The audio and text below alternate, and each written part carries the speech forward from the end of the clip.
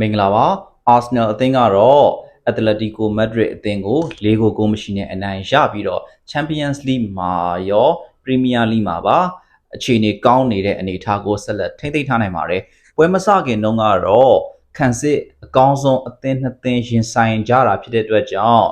ပြင်ဖို့များကောင်းမလားဂိုးတွေနည်းမလားဆိုပြီးတော့ကြိုတင်ခံမှန်းခဲ့ကြပေမဲ့ Arsenal အသင်းတစ်သင်းတည်းကပဲ4 ဂိုးစလုံးသွင်းပြီးတော့အံ့ဩစရာကောင်းတဲ့ရလဒ်ကိုဖန်တီးပေးနိုင်ခဲ့တယ်။ Arsenal ပရိသတ်တွေအတွက်ကတော့ဂိုးပြတ်အနိုင်လဲရခဲ့တယ်။ခြေစွမ်းလဲကောင်းတယ်။ဒါအပြင်သူတို့ဂိုးသွင်းစေချင်နေတဲ့ player တွေလည်းခြေပေါ်ပြီးဂိုးသွင်းနိုင်ခဲ့တဲ့အတွက်ကြောင့်အချိုပေါ်တကားဆင့်ခဲ့တဲ့ပွဲဖြစ်ခဲ့ပါတယ်။ Atletico Madrid အသင်းနဲ့ဒီနီးပြ Diego Simeone အတွက်ကတော့တော်တော်လေးရလက်ဆိုးတယ်လို့ပြောရမယ်။ဒီလိုမျိုး4 ဂိုးမရှိနဲ့ရှုံးနေခဲ့တာကနီးပြအတွက်ဒါ4ချိန်မြောက်ပဲရှိခဲ့တယ်။သူ့ရဲ့တော်တော်ရှည်လျားတဲ့ Atletico Madrid အသင်းနီးပြတက်တန်းမှာအခုလိုမျိုးရှုံးတာက4ချိန်ပဲရှိခဲ့တယ်ပေါ့လေဒါအပြင်73မိနစ်ဆိုတဲ့ time frame ကျင်းလေးထဲမှာ4 ဂိုးစလုံးပေးလိုက်ရတယ်ဆိုတဲ့အဖြစ်အပျက်မျိုးကတော့သူ့အတွက်ပထမဆုံးအချိန်ဖြစ်ခဲ့တယ်ဒီတော့ Arsenal အတွက်တော့အရန်ဂျင်းနက်စရာဖြစ်ခဲ့တယ် Atletico Madrid အတွက်ကတော့မဂျင်းနက်စရာများခဲ့တဲ့ပွဲဖြစ်ပါတယ်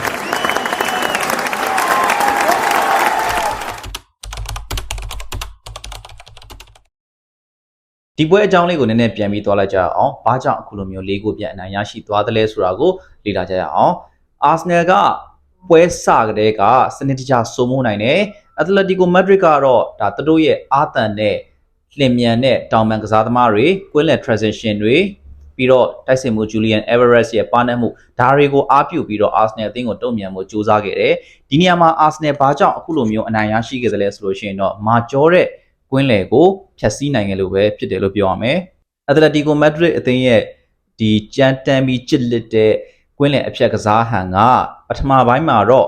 Zubimendi ရဲ့အားနဲ့ဖြည့်ရှင်းနိုင်ခဲ့ပြီးတော့ဒုတိယပိုင်းမှာတော့ Arsenal တစ်သင်းလုံးရဲ့ရရှိလာတဲ့ in-game momentum ကိုမထိန်းနိုင်တော့တဲ့နောက်မှာတော့ Atletico Madrid အသင်းအနေနဲ့ဘာမှမလုပ်နိုင်ခဲ့တော့ဘူး။ဒါအပြင်ရှာပပရတဲ့အခွင့်အရေးတချို့ကိုလည်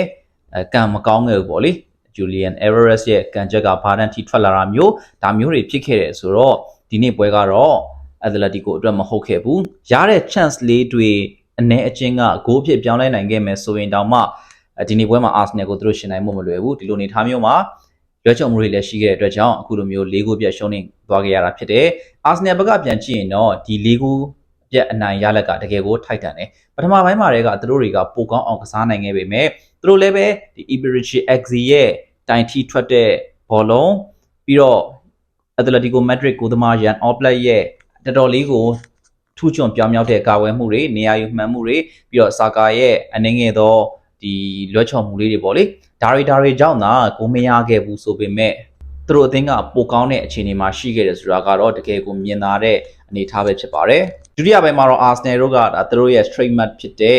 set play ကနေ Gabriel Magalhaes ကောင်းထိုက်ပြီးစသွင်းတယ်သိမကြခင်မှာပဲ Lewis Kelly ရဲ့အလွန်လျင်မြန်လာတဲ့ပြီးတော့အလွန်ကို sharp ဖြစ်လွန်းတဲ့ဒီဆွဲပြေးမှုပေါ့လေအသက်16နှစ်အရွယ်လူငယ်လေးတယောက်က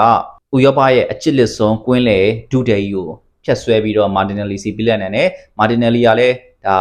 Thierry Henry အမှတ်တရပြီးတော့သူ့ရဲ့တကွက်ကောင်းပုံစံလို့လည်းပြောလို့ရတဲ့အဝေးတိုင်ကိုကန်သွင်းတဲ့ပုံစံနဲ့ပဲရအောင်ကိုသွင်းသွားနိုင်တယ် 2-0 down ဖြစ်သွားတဲ့အချိန်မှာတော့ Atletico Madrid အသင်းရဲ့ဒီပွဲပေါ်မှာထားတဲ့ focus ကတော်တော်လေးပျောက်သွားပြီသူတို့တွေအနေနဲ့ဘာဆက်လုပ်ရမလဲဆိုတာကိုတော်တော်လေးဝေခွဲမရဖြစ်နေတဲ့အချိန်မှာပဲပွဲစဉ်တစ်လျှောက်ရောတောက်လျှောက်တခြားသောပြိုင်ပွဲတွေမှာပါဂိုးပေါက်ပြောက်နေတဲ့ Fede Yogres က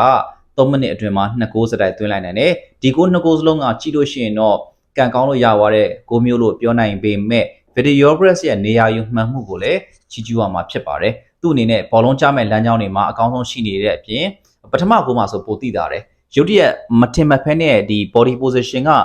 ready မဟုတ်နေတဲ့အခြေအနေမှာသူဘောလုံးရလာတယ်တည်တည်ငြိမ်ငြိမ်နဲ့ပဲလှုပ်ရှားရှိတာကိုဆက်လုပ်သွားနိုင်တယ်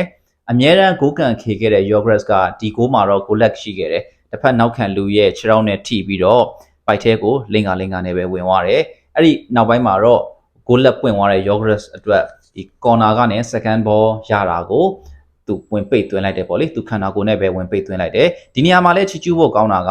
တိုက်စစ်မှုအများစုမှာအဲ့ဒီလိုမျိုးပုံမကျပန်းမကျပိတ်သွင်းတဲ့ဂိုးတွေရှိပါတယ်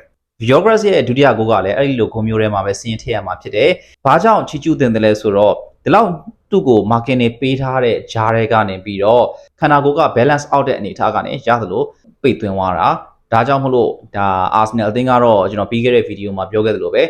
နံပါတ်9 role တယောက်ရရှိထားခြင်းရဲ့အနှစ်သာရတွေကိုစတင်ပြီးတော့ခန်းစားနေရပြီဖြစ်ပါတယ်ဆိုတော့တပွဲလုံးအနေနဲ့ပြန်ခြုံကြည့်လို့ရှင်တော့ Arsenal အသင်းကအဖက်ဖက်ကလွှမ်းမိုးနိုင်ခဲ့တယ်လို့မျိုးရှင်းလင်းပြသတဲ့ကစားဟန်ကိုလည်း present လုပ်နိုင်ခဲ့တယ်ဒီနေ့ပွဲမှာကိုသမားရာယာရဲ့တချို့သောဆုံးဖြတ်ချက်လေးတွေကြောင့် Atletico Madrid ဘက်က Lorente တို့တွေနည်းနည်းလေးလှုပ်နိုင်ခဲ့တာကလွှဲရင်တပွဲလုံးအနေထားနဲ့ဆိုလို့ရှင်တော့ Arsenal ကပဲအကောင်းဆုံးထိချုပ်သွားနိုင်ခဲ့တယ်အနောက်အလဲရှေ့တန်းတောင်ပန်းဘာမှပြောစရာမရှိတဲ့ form မျိုးကိုပြနိုင်ခဲ့တယ်ဒါတော့မှ Arsenal အသင်းမှာအဓိကတိုက်စစ်ကစားသမားတချို့ပြန်မလာနိုင်သေးပါဘူးမကြခင်မှာ Madueke, Kai Havertz, Gabriel Jesus ဒီလူတွေပြန်ကစားနိုင်ဖို့လိုသေးတယ်ဒီလိုအခြေအနေမျိုးမှာတော့အခုလောက်ထိအင်ပြည့်အားပြည့်တိုက်စစ်ဆင်နေပြီနီးပြ Mikel Arteta အနေနဲ့ squad rotation ကိုကောင်းကောင်းလုပ်နေနိုင်ပြီဆိုတော့ရှေ့ဆက်ပြီးတော့လူပြန်ဆုံသွားတယ်ဆိုတဲ့အနေအထားမျိုးမှာ Arsenal အနေနဲ့အများကြီးဆက်ပြီးတော့သွားနိုင်မယ်လို့ကျွန်တော်တို့တွေနားလည်ရပါတယ်ဆိုတော့ Arsenal ပရိသတ်တွေအတွက်ပျော်စရာကောင်းတဲ့နေ့တစ်နေ့ဖြစ်မယ်လို့ယူဆပါတယ်ဒါကတော့ Arsenal အသင်းနဲ့ Atletico Madrid တို့ရဲ့ပွဲအကြောင်းကိုကျွန်တော် Miracle Sports ပရိသတ်တွေအတွက်တင်ဆက်ပေးတာဖြစ်ပါတယ် Arsenal ပရိသတ်ဖြစ်တဲ့ကျွန်တော်ရဲ့တဦးတစ်ယောက်ထဲခန်းစားချက်တွေကိုတော့ထုံးစံအတိုင်း Call Me ကိုပြေ channel မှာဒီနေ့ညနေစောင်းပိုင်းလောက်တင်ဆက်ပေးသွားပါမယ်အားလုံးကိုကျေးဇူးအများကြီးတင်ပါတယ်ခင်ဗျ